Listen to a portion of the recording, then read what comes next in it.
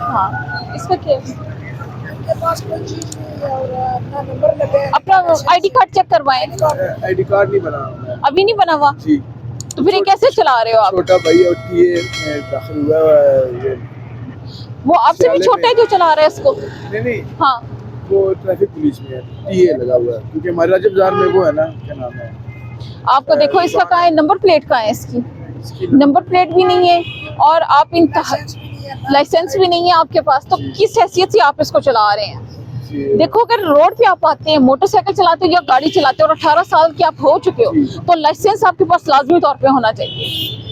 सही बात, इंशाल्लाह वो लाइसेंस बनाएंगे। आप ये हक ही नहीं रखते कि आप इसको चलाएं। नहीं बिल्कुल तो अगर नहीं रखते तो आप गलत करें और फिर पुलिस का या ट्रैफिक पुलिस का तो फर्ज बनता है कि वो कार्रवाई करे आपके साथ, नहीं बिल्कुल रोके आपको। नहीं बिल्कुल आप मिल जाए जरूर